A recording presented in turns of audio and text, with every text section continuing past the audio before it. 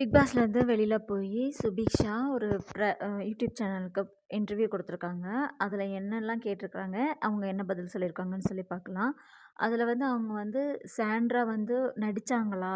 அவங்களுக்கு நிஜமாவே panic attack வந்துச்சா? நடிச்சாங்களான்னு சொல்லி கேட்டதுக்கு, அவங்களுக்கு வந்து பேனிக் அட்டாக் வந்தது உண்மதான். ஆனா வந்து அதுக்கு நெக்ஸ்ட் டே அவங்களுக்கு ரெட் கார்டு குடுத்ததுக்கப்புறம் இவங்க 2 பேரும் வந்து சாரின்னு வந்து கேட்கும்போது, இவங்க வந்து ஒரு பயந்த மாதிரி ஒண்ணு பண்ணாங்க.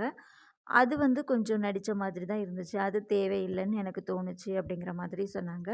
அதுக்கப்புறம் உங்களுக்கு வந்து அங்க கம்ருதீன் அண்ட் பார்வதி அவங்க 2 பேரும் வெளியில போகும்போது, "ஏன் உங்களுக்கு வந்து வெளியில வந்து நிக்கணும்? அவங்களுக்கு சென்ட் ஆஃப் பண்ணணும்னு தோணல?" அப்படின்னு சொல்லி கேட்கும்போது, "எனக்கு தெரியல. அந்த நேரத்தில எனக்கு தோணல.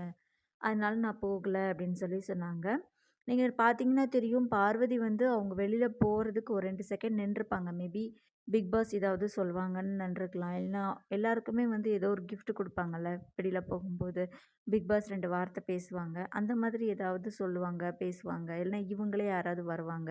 இல்லன்னா கம்ருதீனே வருவாங்கன்னு சொல்லிட்டு கூட வெயிட் பண்ணியிருந்திருக்கலாம். பட் அவங்க வந்து ஒரு ஏமாற்றத்தோட திரும்பி போன மாரி தான் போனாங்க.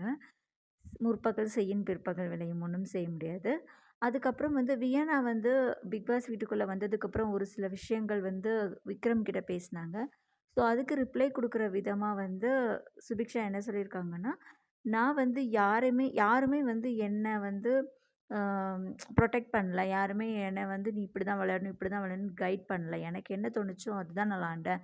நான் வந்து விக்ரம் கிட்ட வந்து இப்போ கேம்க்கு சம்மந்தமாவோ, இல்லன்னா சும்மா நார்மலா இருக்கும்போது ஏதோ ஆர்குமெண்ட்ஸ் வந்துச்சு. நான் விக்ரம்னு சொல்லிட்டு ஓடாம, விக்ரம் எதிர்த்து நான் கேள்வியும் கேட்டுருக்கிறேன். ஸோ வந்து அவங்கள பயாஸ் பண்ணி அவங்களும் என்ன பயாஸ் பண்ணல. நானும் அவங்கள பயாஸ் பண்ணல அப்படிங்கிற மாதிரி ரிப்ளை குடுத்துருக்குறாங்க.